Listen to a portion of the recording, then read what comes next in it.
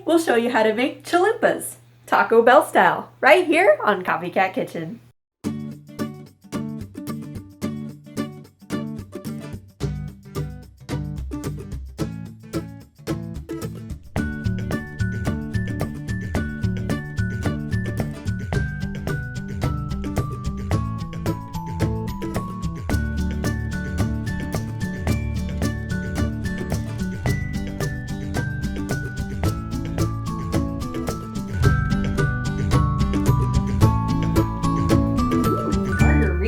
What's the occasion? Taco night. Yeah. What are we making? Chalupas. But what kind? Yeah, what kind of tacos? Chalupas. I just said it. And there's one there for you too, if you want it. Ooh. This hasn't been drank out of or anything like that. I don't care. We're not fooling anybody. We totally made these before we even came in. I might cut that out. You did. He did make these. And they're really good. They're okay, I guess. That's right. It is Mexican night. Taco night. And the tacos that we're making are chalupas. Damn straight. So, this recipe, anything you want to say about this recipe? Make sure you have a margarita while you're drinking. Drinking in the kitchen, it's always a good idea. Especially when there are sharp knives involved. It is also the beginning of December, so it's officially Christmas season. And in my opinion, once you enter the holiday season, it is acceptable to do everything with a drink. Yeah, true. You go to work with a drink. Or with Christmas carols, but, you know, no, it's not October anymore, so. You can stop playing the Christmas carols now. Yeah. They've already run their course. So grab a drink. And grab, I don't know, your attitude. Good attitude.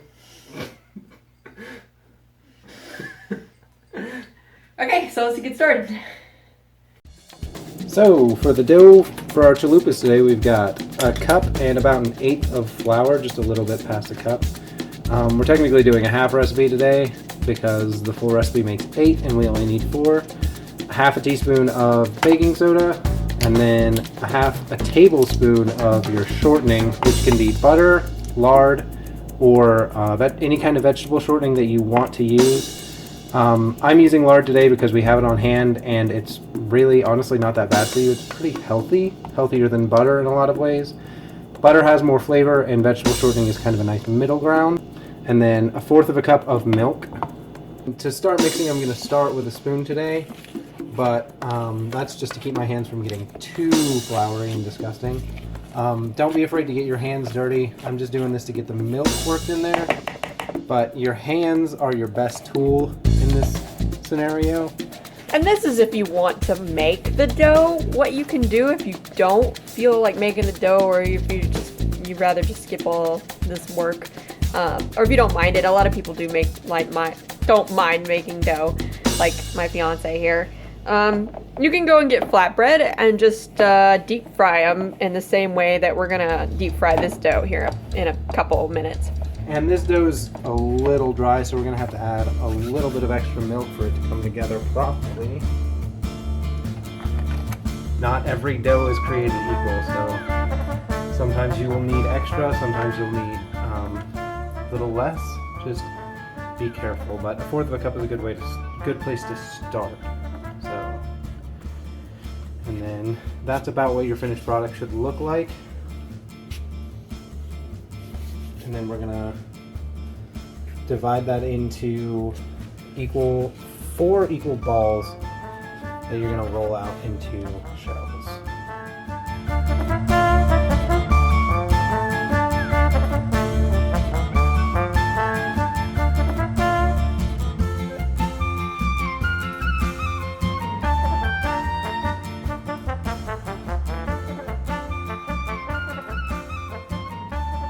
Now, you're going to work each individual ball into a shell.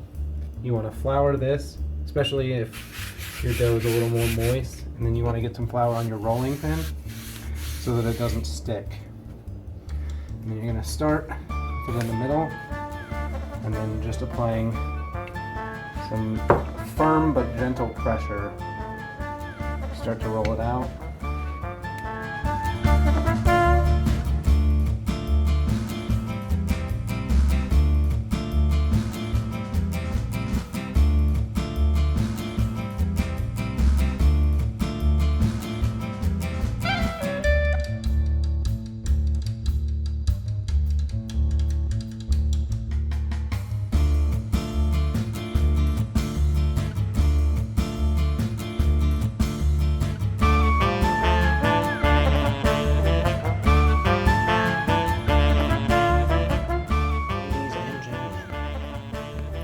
Next, we have the hard part. Look at my hand freaking into that film.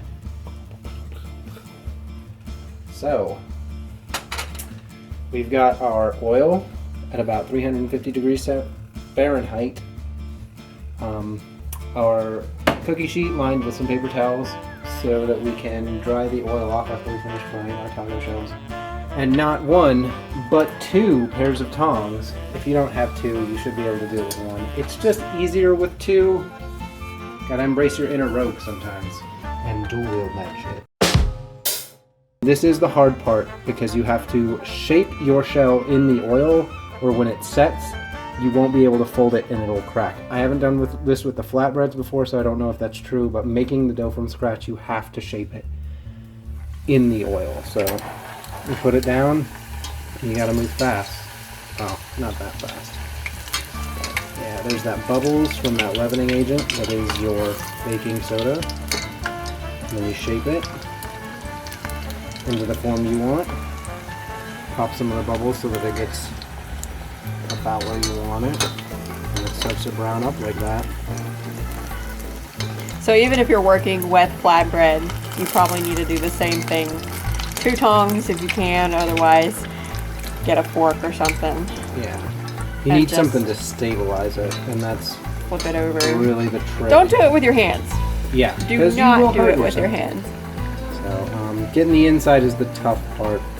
I've flipped it in the past, but really it's just sometimes you got to go for a darker shell on the outside. But yeah, our shells are a little rustic. They're not going to be nice and perfectly symmetric, so rustic's the nice way of putting it. See, that's the color you're going for. I'm just steeping this side so that it finishes frying out. And then you put it there, and then make sure it's flipped over like that. Get a little bit of salt and then sprinkle it. Because you want to do it right as it gets out of the oil, because the oil will hold the salt onto the shell.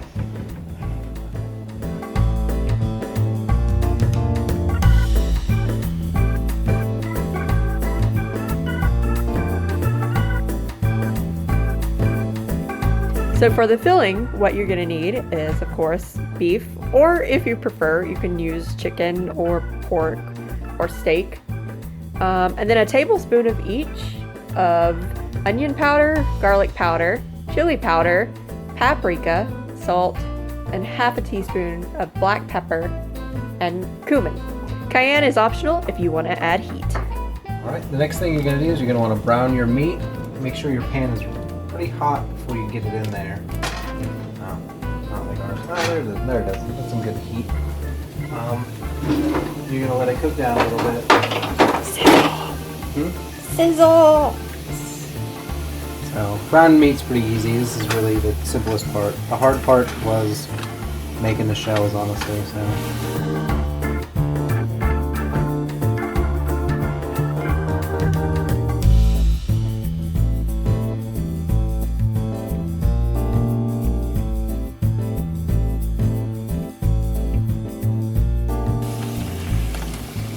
It's a good time to add the seasonings right now, because you got some fat in the pan.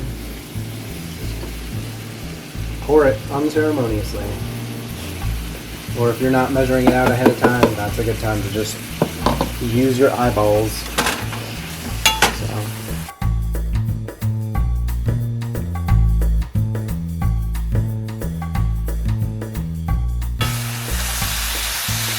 I'm just going to cut the heat to low, and let it sit there while you finish the rest of it.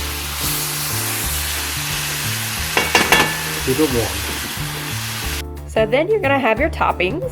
For this one, we picked out lettuce, cheese sauce, and tomatoes. But of course, you can use whatever you want. You can use nacho cheese if you want. That's just my favorite for chalupas. Whenever I order it, I have to get the nacho cheese one.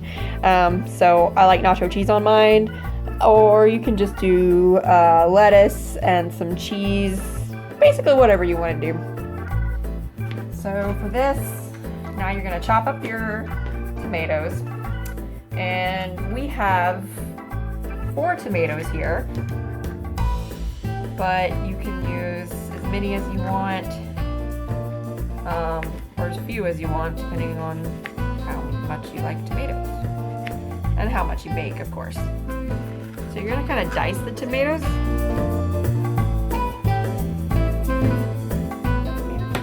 They can. You won't like it though. Here, have a tomato. Oh, you left it. You doesn't like tomatoes.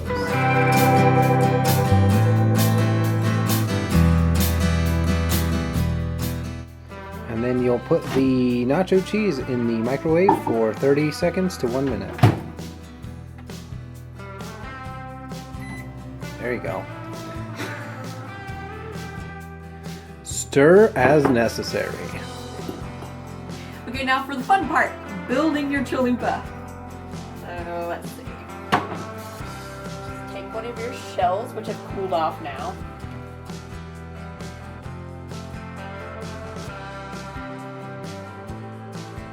And put however much meat you want in there. Cheese sauce.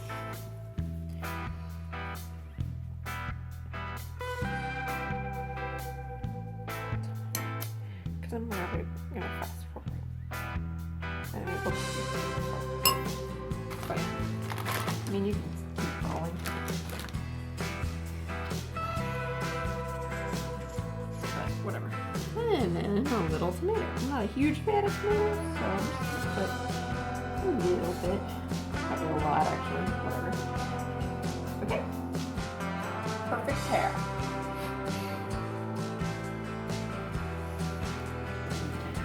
You're finished chalupa! Yay! So now we get to try them. Hell yeah. Best time of the night. Eating time. Oh my gosh. They are going to be a little stiff. So they're not exactly like Taco Bell chalupas in that sense. I think I made it a little too dry this time.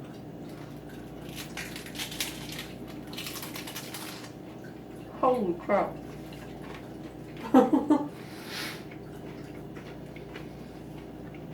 That's pretty good though. Well, if you like hard shell and you like your dough more crispy, I guess. Less milk, maybe softer dough, more milk. But you don't want to put too much milk in it, or you won't be able to flip it. Right? Exactly. If you put too much milk in, it'll be really sticky and harder to work with. If you like us on Facebook and subscribe. And did I mention subscribe yet? I don't know. I think you should tell them they need to subscribe.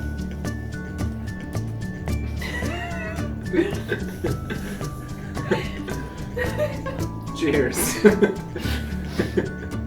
Good job. One more high five. There you go. Good boy. Who's a good boy? Who's one?